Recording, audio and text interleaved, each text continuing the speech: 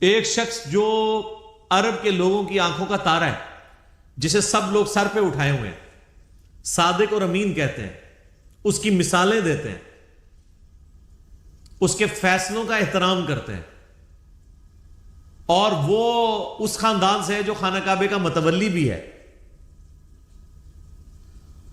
انہوں نے زیادہ سے زیادہ کیا سوچا ہوگا میرے ساتھ کیا کر لیں گے؟ زیادہ مسجد میں آنے میں پابندی لگا دیں گے نا،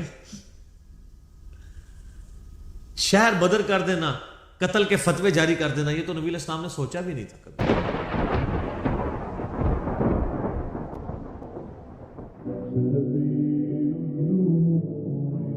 یہ جو سورۃ المدثر کی شروع کی آیات ہیں، یہ نبی صلی اللہ علیہ وآلہ وسلم پہ جو شروع کی وحی نازل ہوئی ہیں ان میں سے ایک ہے.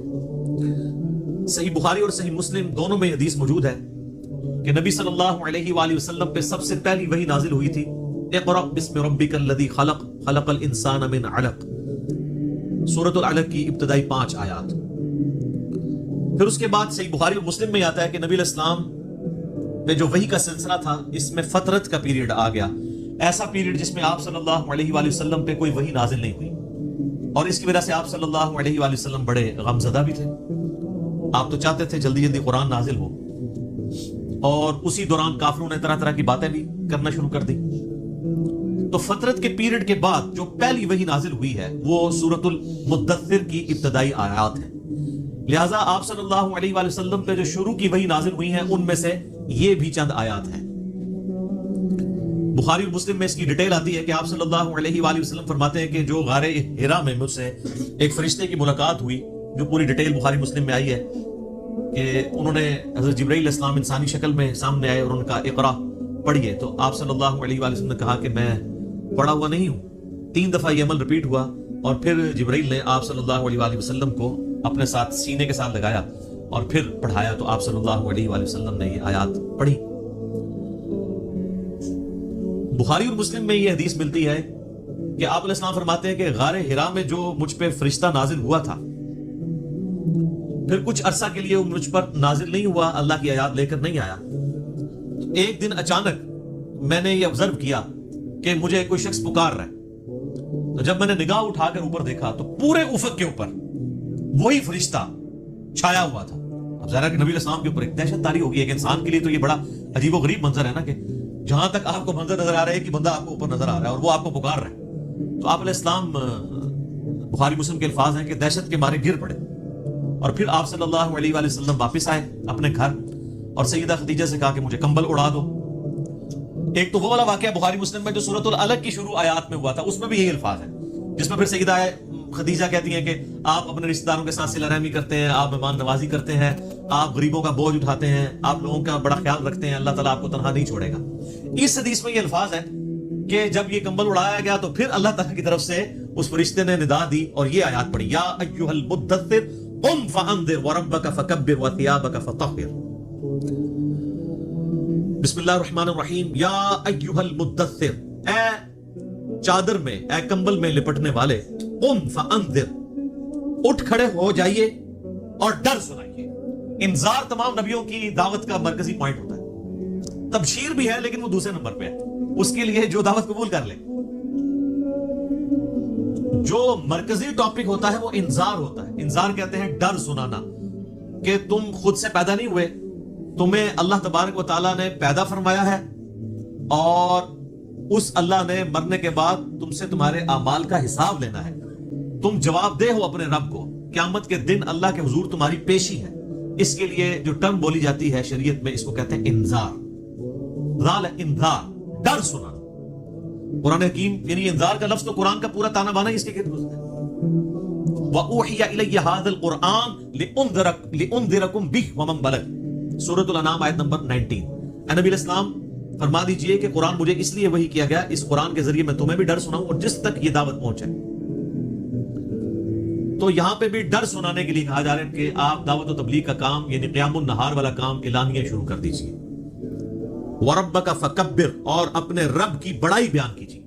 یعنی بڑائی ایسی کہ جیسا حق ہے. ایک بڑائی تو اپنی زبان سے بیان کرنا ہے نا، وہ تو آپ دیکھ لیں ہماری اسلام کی جو عبادات سینٹرڈ اراؤنڈ جس کلمے کے ہیں نا، وہ اللہ اکبر ہے. آپ جانور بھی ذبح کرتے تو کیا پڑھتے؟ بسم اللہ واللہ اکبر. صحیح مسلم میں تکبیرات موجود ہیں. پھر آپ عید کی جو تکبیرات ہیں جو صحابہ کرام سے نقل ہوئی ہیں تابعین سے، مصنف ابن ابی شیبہ میں، اللہ اکبر لا الہ الا اللہ واللہ اکبر وللہ الحمد.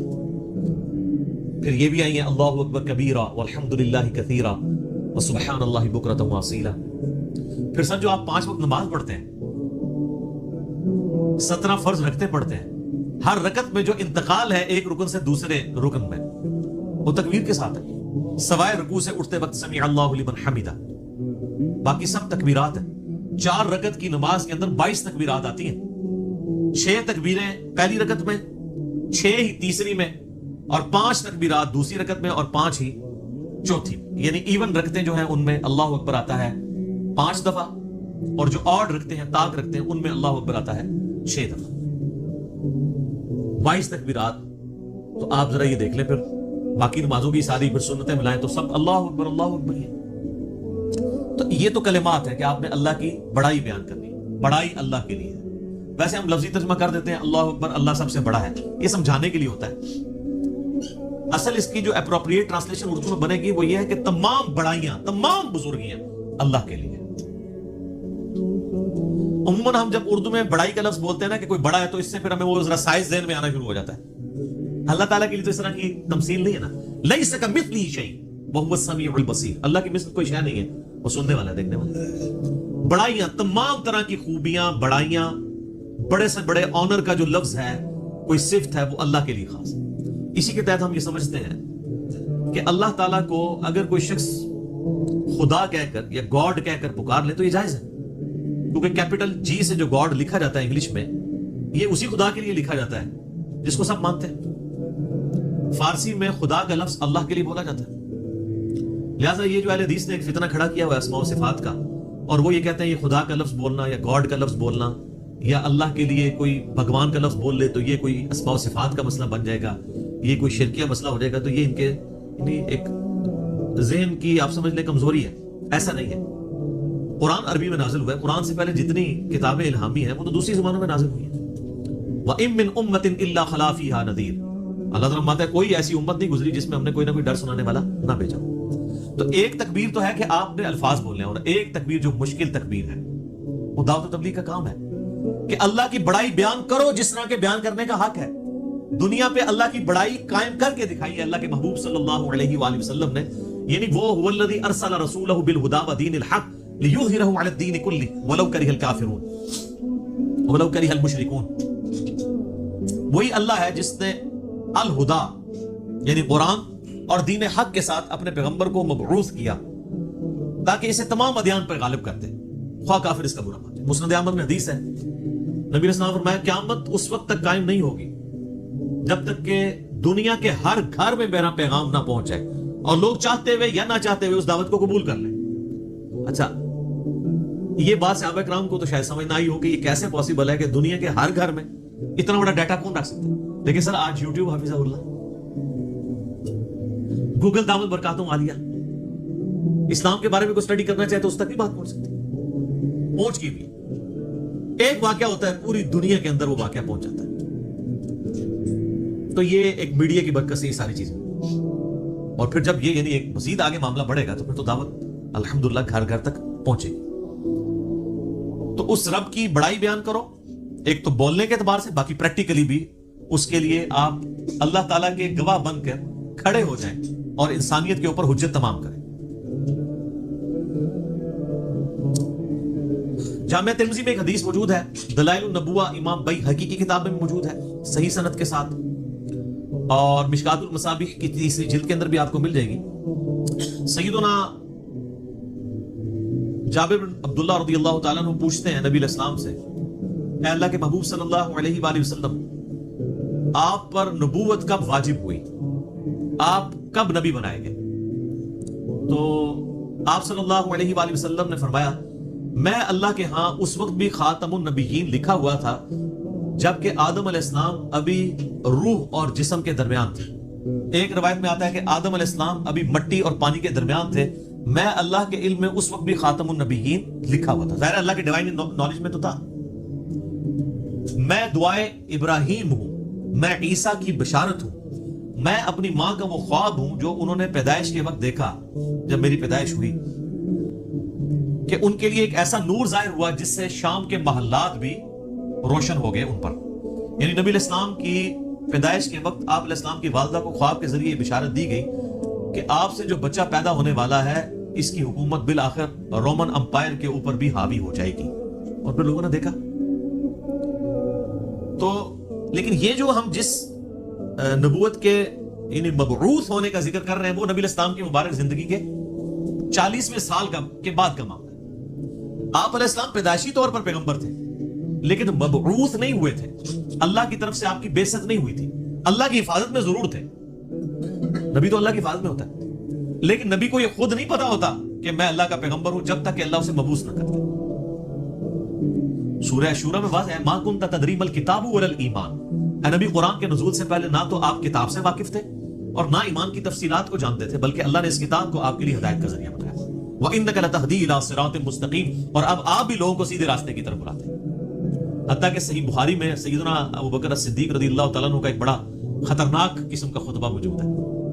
خطرناک میں اس لیے کہہ رہا ہوں کہ پاکستان میں 295C لگی ہوئی ہے ورنہ حضرت ابوبکر میں فٹ کر دیتے ہیں جو انہوں نے ڈاکٹرائن بتائی ہوئی ہے. صحیح بخاری میں خطبہ موجود ہے. میرا ایک یوٹیوب پہ کلپ بھی ہے صحیح اور بخاری اور مسلم سے قرآن کے فضائل پہ 8 احادیث. اس میں نے یہ حدیث بتائی تھی کہ سیدنا ابوبکر جب خلیفہ بنے رضی اللہ تعالیٰ عنہ علیہ السلام تو انہوں نے جب پہلا خطبہ دیا تو اس میں ان کے الفاظ ہیں کہ اللہ تعالیٰ نے محمد صلی اللہ علیہ وآلہ وسلم کو اس کتاب کے ذریعے ہدایت دی. ذرا الفاظ سن لیں. محمد کو اللہ نے اس کتاب کے ذریعے ہدایت دی اور اب تم نے یہ کتاب کا پیغام ان کی امت تک آگے پہنچانا. شکر ہے ادھر کو کھڑا نہیں ہو گیا کہ یار امیر المومنین یہ آپ کیا کہہ رہے ہیں. نبی علیہ السلام پہلے گمراہ تھے نعوذ باللہ. گمراہ نہیں تھے لیکن آپ کی ہدایت ڈیٹم لیول کی تھی, بنیادی تفصیلات نہیں تھی اس میں. قرآن میں وَوَجَدَكَ ضَالًّا فَهَدَىٰ. اے نبی آپ کو ہم نے اپنی محبت میں حق کی تلاش میں خود رفتہ پایا تو منزل مقصود تک پہنچاتی. یہ گمراہی والا ترجمہ تو غلط کیا ہے. اس کے اوپر جو بریلوی گرفت کرتے ہیں نا اہل حدیث اور دیوبند کی وہ ٹھیک کرتے ہیں. ضال کا مطلب نبی علیہ السلام کے لیے گمراہی نہیں ہوگا. ضال کا ایک مطلب کسی کی محبت میں ڈوبنا بھی ہوتا ہے. جیسا کہ یوسف علیہ السلام کے بھائیوں نے اپنے والد کے بارے میں کیا کہا تھا, ان ابانا لفی ضلال مبین. ہمارے ابا جان تو اس بیٹے کی محبت میں ڈوب چکے ہیں. وہ یہ تو نہیں کہتے ہمارا ابا گمراہ ہو گیا, وہ یہ کہتے کہ اس ایک بیٹے کی محبت میں ڈوبا ہوا ہے, ہمیں بھی ذرا توجہ دے. تو یہ وجدہ کا ضالًا فہدیٰ اس کا ترجمہ جو ہے وہ احمد بریلوی صاحب نے ٹھیک کیا کہ تمہیں اپنی محبت میں خود رفتہ پایا تو منزل مقصود تک پہنچا دیا. تو قرآن کے ذریعے اللہ تعالیٰ نے آپ علیہ السلام کی ہدایت کو کامل کیا. تو نبی پیدائشی طور پہ نبی ہوتا ہے لیکن اسے پتہ نہیں ہوتا جب تک مبعوث نہ ہو جائے. ورنہ تو بخاری مسلم میں جو حدیث آتی ہے کہ نبی علیہ السلام کو جب پہلی دفعہ فرشتہ نظر آیا تو آپ کی حالت جو ہوئی ہے مطلب آپ تو خوش ہو جاتے ہیں کہ میں 40 سال سے انتظار کر رہا تھا, شکر ہے تو آ گیا. الٹا آپ علیہ السلام پریشان ہو گئے. حتیٰ کہ بخاری مسلم کے الفاظ ہیں سیدہ خدیجہ سلام اللہ علیہا ان کو اپنے کزن ورقہ ابن نوفل کے پاس لے گئی. انہوں نے جب نبی علیہ السلام کی کنڈیشن سنی, وہ نابینا ہو چکے تھے, انہوں نے کہا یہ تو وہی لگتی ہے, وہی والی وہی کہ موسیٰ علیہ السلام پہ نازل ہوئی تھی. تو پھر انہوں نے کہا کہ انقریب آپ کی قوم آپ کو نکال دے گی یہاں سے. ہائے ہائے ہائے ہائے. نبی علیہ السلام نے کہا کہ میری قوم مجھے یہاں سے نکال دے گی, یہ تو مجھے بڑی محبت کرتے ہیں. انہوں نے کہا کہ یہ دعوت ہی ایسی ہے, آپ سے پہلے جس جس پیغمبر نے اپنی قوم میں یہ دعوت بلند کی ہے نا اسے اس کی قوم نے نکال ہی دی ہے. کاش میں اس وقت تک زندہ رہا تو میں آپ علیہ السلام کی مدد کروں گا, ورنہ وہ پہلے فوت ہو گئے. ویسے تو ان کو وہ اسی لیے ان کو ہم صحابی کے طور پہ نہیں گنتے ہیں کیونکہ نبی علیہ السلام اس وقت تک صرف نبی بن کے مبعوث ہوئے تھے, رسول نہیں بنے تھے. اس وقت سورۃ العلق کی آیات نازل ہوئی تھی. رسول تب بنے جب یہ آیات نازل ہوئی ہے کہ اب آپ کھڑے ہوں اور لوگوں کو دعوت و تبلیغ کا کام کریں. پہلے صرف یہ تھا کہ آپ کے اوپر وہ حقیقتیں آشکار ہوئی تھی اور 40ویں سال یہ معاملات شروع ہو گئے تھے. صحیح مسلم میں حدیث ہے کہ نبی علیہ السلام نے فرمایا کہ میں اس پتھر کو بھی پہچانتا ہوں جو بعثت سے پہلے مجھے سلام کیا کرتا تھا. تو آپ کو اشارے ملنے شروع ہو گئے تھے کہ آپ کے ساتھ کوئی ایکسٹرا آرڈنری معاملہ ہونے والا ہے. ورنہ آپ دیکھیں نا آپ گزر رہے ہو اور پتھر آپ کو سلام کر رہا ہو تو بندے کو ایک بار یعنی چیزوں کا آئیڈیا ہونا شروع ہو جاتا ہے کہ کوئی میرے ساتھ ایکسٹرا آرڈنری. اور پھر آپ دیکھ لیں کہ آپ علیہ السلام پہ جب یہ سارے معاملات ہوئے نا تو اللہ نے آپ کا دل کیسا مضبوط کیا کہ ایک لمحے کے لیے بھی آپ کو یہ خیال نہیں آیا کہ میں کسی غلط راستے پہ چل رہا ہوں. ایکسپیرینس واقعی پہلا تھا, اس کی وجہ سے آپ پریشان ضرور ہوئے لیکن آپ کا کانفیڈنس کبھی لوز نہیں ہوا کہ یہ کیا ہو رہا ہے, ایسا نہیں کبھی ہوا. وہ اللہ نے دل مضبوط کیا. اور یہ پیغمبر کے ساتھ غیبی تائید ہوتی ہے. بعض اوقات پیغمبر جو ہے وہ بچپنے میں ہی بولنا شروع کر دیتے ہیں. سورہ مریم میں آتا ہے, سورہ آل عمران کے اندر آتا ہے کہ حضرت عیسیٰ علیہ السلام جو ہے وہ ماں کی گود میں بھی کلام کر رہے ہیں. اللہ تعالیٰ چاہے تو, اور وہ کیا کہہ رہے ہیں کہ مجھے اللہ نے پیغمبر بنایا ہے, مجھے کتاب دی ہے اور مجھے مبارک بنایا ہے اور میں اپنے ماں باپ, میں اپنی ماں کے ساتھ اس نے سلوک کرنے والا مجھے بنایا ہے. سلام ہو اس دن پر جس دن میں پیدا ہوا, جس دن میں مروں گا اور جس دن میں اٹھایا جاؤں گا. یہ ساری گفتگو کر رہے ہیں ماں کی گود میں. ان کو اللہ نے اسی وقت مبعوث کر دیا. اکثر انبیاء کو اللہ تعالیٰ نے 40 سال کی عمر میں مبعوث کیا کیونکہ 40 سال کی عمر جو ہے نا یہ میچورٹی کی عمر ہے. حضرت موسیٰ علیہ السلام کو بھی 40 سال کی عمر میں مبعوث کیا. اس کے بعد انسان یعنی دنیا کے سارے حقائق دیکھ چکا ہوتا ہے, اتنے ایکسپیرینس اس کو آ چکے ہوتے ہیں کہ وہ آپ ایک بڑے لیول کی دعوت کو لانچ کر سکتے ہیں. اور جو لوگ ذرا اس سے پہلے شروع ہو جاتے ہیں دعوت کے حوالے سے تو وہ اللہ تعالیٰ کی طرف سے کوئی ایکسٹراڈنری کسی کے ساتھ معاملہ ہو سکتا ہے جس طرح حضرت عیسیٰ علیہ السلام تھے. اور جب انہوں نے یہودیوں کو ایڈریس کرنا شروع کیا ہے اس وقت ہارڈلی آپ کی عمر 25 سال تھی حضرت عیسیٰ علیہ السلام کی, جب یروشلم میں جا کے انہوں نے یہودی پادریوں کو للکارنا شروع کیا. بڑے بڑے بزرگوں کی گستاخی جب حضرت عیسیٰ نے شروع کیا اس وقت ان کی عمر صرف 25 سال تھی. وہ تو یہ کہتے تھے نا گستاخی ہو رہی ہے ہمارے ساتھ, تو گستاخی سمجھتے تھے کیونکہ حضرت عیسیٰ علیہ السلام ان کو کرٹیسائز کرتے تھے. میٹھی میٹھی باتیں نہیں کرتے تھے, میٹھی میٹھی باتیں کرتے تو وہ ہاتھ ڈالتے. وہ کہتے تھے تم یہ کہتے ہو, کتاب میں یہ لکھا ہوا ہے, تم خود یہ کرتے ہو. تو انہوں نے کہا پکڑ لو اس کو. قتل کے درپے ہو گئے. وہ تو اللہ تعالیٰ نے ان کو زندہ اٹھا لیا, ورنہ وہ تو قتل کر ہی دیتے حضرت عیسیٰ علیہ السلام کو. تو اس میں ایک بڑا تلخ جملہ بولتا ہوں کہ حضرت عیسیٰ علیہ السلام جو یہودیوں نسل تھے, یہودیوں نے اپنے علماء کے زیر اثر ان کے قتل کے اوپر آمادگی ظاہر کر دی. یہ علماء کا فتنہ اتنا بڑا فتنہ ہے کہ یہ فتنہ وقت کے پیغمبر کے خلاف بھی کھڑا ہو جائے تو اس کو بھی دنیاوی طور پہ فیل کر دیتا ہے. دنیاوی طور پہ تو فیل گئی ہے نا, 12 بندے صرف ایمان لے کے آئے, اپنی بھی جان اللہ نے بچائی. دنیا میں تو یہ دیکھا جاتا نا اس کے کروڑوں فالوور ہوں, نبی لوگ بتا رہے ہوتے ہیں نا جی جناب اتنا بڑا اجتماع ہوا ہے, اتنے جلسے میں لوگ آئے. وہ کیوں بتا رہے ہوتے ہیں؟ کامیابی کے لیے. حضرت عیسیٰ علیہ السلام کے جلسے میں کتنے لوگ ہوتے تھے؟ 12, وہ بھی 2 بھی گلیلیا جھیل کے کنارے جا کے, وہ باقی تو بات ہی نہیں سنتے تھے. انہوں نے 2 کو بات سمجھ آ گئی. وہ جناب اللہ کی مرضی ہے کسی کو بات سمجھ آ جائے. ابو جہل کو سمجھ نہیں آئی ہے, بلال حبشی کو سمجھ آ گئی ہے, عمار ابن یاسر کو سمجھ آ گئی ہے, یاسر اور سمیہ کو سمجھ آ گئی ہے رضی اللہ عنہم اجمعین وعلیہم السلام اجمعین. والذین جاہدوا فینا لنہدینہم سبلنا, جو لوگ کوشش کریں گے انہی کو بات سمجھیں. تو نبی اسلام کا باقاعدہ حکم ہوا ہے کہ آپ نے اپنے رب کی بڑائی کے لیے کھڑے ہو جانا ہے. وَثِيَابَكَ فَطَهِّرْ, اور اپنے کپڑوں کو پاک رکھنا ہے. یعنی پیغمبر مبعوث ہوا ہے اور اسے کپڑوں کی پاکیزگی کا حکم دیا جا رہا ہے. اور صوفیاء کے ہاں جس نے سب سے زیادہ گندے کپڑے پہنے وہ اتنا بڑا بزرگ ہوتا ہے. Point to be noted. ہاں آپ تصوف کی کتابیں پڑھ کے دیکھیں سر, یہ تذکرۃ الاولیاء جو ایک سمجھ لیں مدر بک ہے تصوف کی, شیخ فرید الدین عطار المتوفی 632 ہجری, جس کے حوالے فضائل اعمال, فضائل صدقات, فضائل سنت, یہ سارے بزرگ بابوں کی کتابوں میں ملیں گے, جن سے اب طارق جبیر صاحب نے بھی اعلان برات کر دی ہے اللہ کے فضل سے. وہ سارے واقعات ادھر سے ہی چھاپے مارے ہوئے.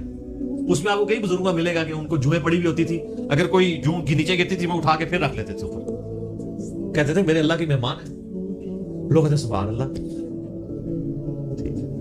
اور بخاری مسلم میں موجود ہے ایک صحابی کے سر میں جوئیں پڑ گئی اور نبی علیہ السلام کے ساتھ انہوں نے احرام یعنی باندھا ہوا تھا. تو انہوں نے کہا یا رسول اللہ مجھے یہ تو جوئیں پڑ گئی ہیں, جوئیں تنگ کر رہی ہیں, تو مجھے اجازت دیں میں بال مڑوا دوں.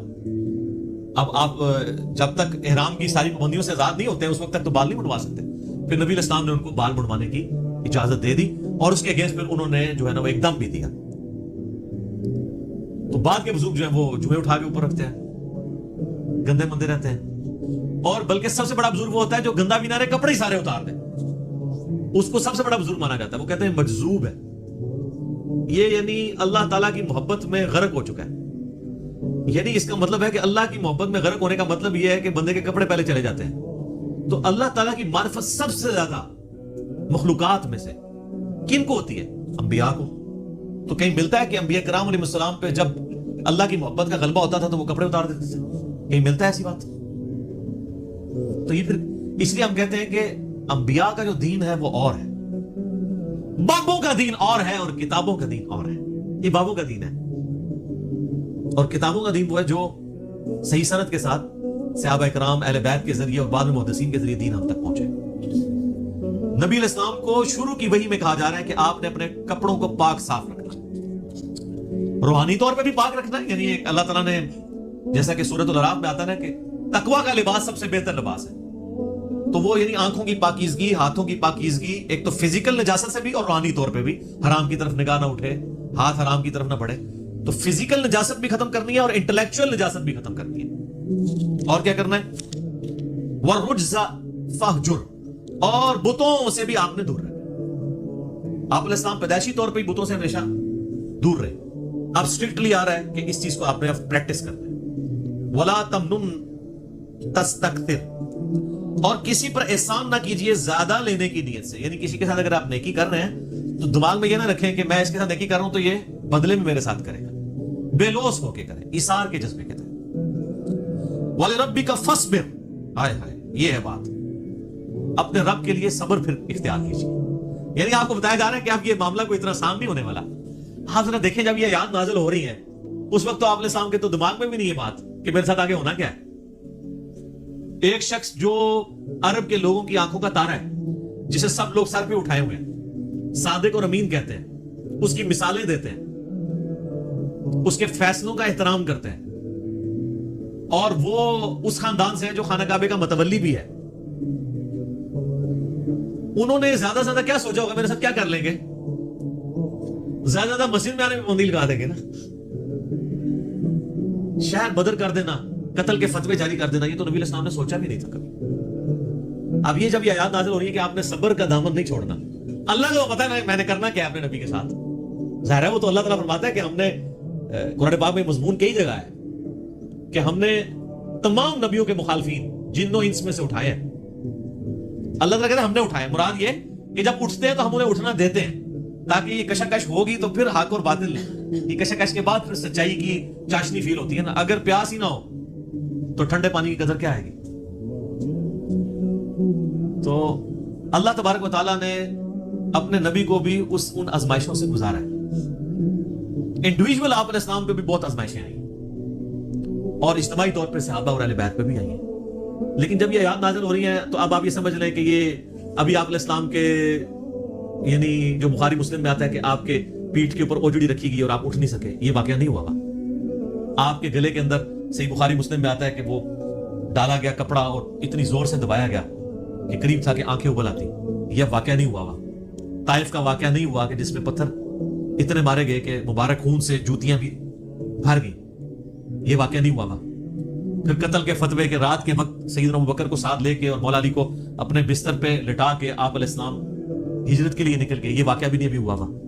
اور سر پر مدینے میں تو لائف ہی پوری ڈائنامک، جاتے یہودی متھے مارے لگ کے جا کے، منافقین اوپر سے کلمہ پڑھ لیا، پیچھے سے وہ یعنی جڑے کاٹتے رہے۔ پھر غزوہ بدر میں جو کچھ ہوا، احد میں تو نبی علیہ السلام کے دانت بھی شہید ہو گئے اور آپ کی شہادت کی خبر مشہور ہو گئی، اس قدر آپ کا خون بہہ گیا۔ خندق کے وہ موقع کے اوپر آپ علیہ السلام کو سخت سردیوں کی راتوں میں کس طریقے سے ایون صحابہ کہتے ہیں ٹوائلٹ جانا ہمارے لیے مشکل ہو جاتا تھا، سامنے سے تیر آگے لگ جاتا تھا۔ اس کے بعد پھر صلح حدیبیہ والی جو مشقت کاٹنی پڑی، اتنا پیدل سفر کر کے، پھر ایک پیس ٹریٹی کر کے واپس جانا پڑ گیا، عمرہ بھی نہیں کیا۔ پھر غزوہ خیبر والی جو ایک معاملہ آیا وہ کئی ہفتوں تک،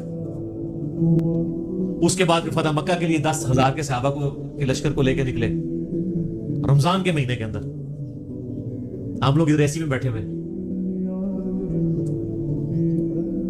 اور پھر ختم نہیں ہوا معاملہ۔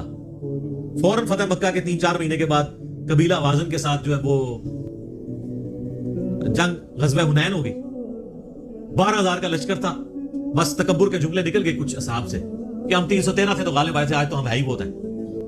تو قرآن کے الفاظ ہیں، اللہ تعالیٰ نے یقین کریں کہ اتنے سخت الفاظ کے اندر اسے کہتے ہیں نا میڑا مارتے ہوئے، تانا دیتے ہوئے بات کی ہے۔ اللہ نے فرمایا تم نے یہ بات کی، تمہیں تو کہنا چاہیے تھا اللہ کی مدد سے فتح ہوئی تھی۔ تو دیکھ لو جب تم نے یہ جملہ بولا تو دیکھو تمہیں راستہ بھی نہیں پھر ملا بھاگنے کا۔ 80 بندے بخاری مسلم میں آتا ہے نبی علیہ السلام کے ساتھ رہ کے، صرف 12,000 میں سے 80 بندے، باقی سب بھاگے۔ وہ سامنے سے تیر ہی ایسے لگے ان کو، وہ تیر کے بڑے ایکسپرٹ تھے، قبیلہ مازن کے لوگ.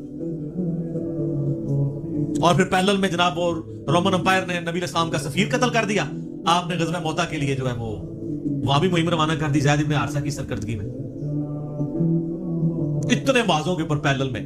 اور پھر اس کے بعد غزوہ موتا کے بعد پھر وہ غزوہ تبوک کے لیے آپ علیہ السلام خود, جسے وہ جیش النصرہ کہا جاتا ہے,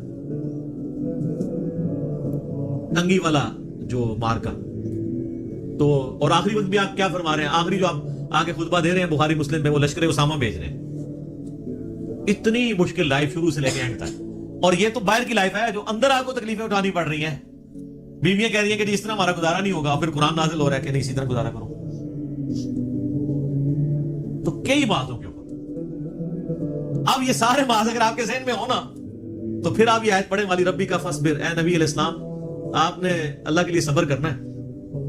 ابھی تو بڑے بڑے مراحل آنے ہیں. فَإِذَا نُقِرَ فِي النَّاقُورِ, اور پھر جب سور پھونکا جائے گا, فَذَلِكَ يَوْمَئِذٍ يَوْمٌ عَسِيرٌ, تو وہ دن بڑا سخت ہوگا. عَلَى الْكَافِرِينَ غَيْرُ يَسِيرٌ, کافروں پر آسان نہیں ہوگا. ذَرْنِي وَمَنْ خَلَقْتُ وَحِيدًا,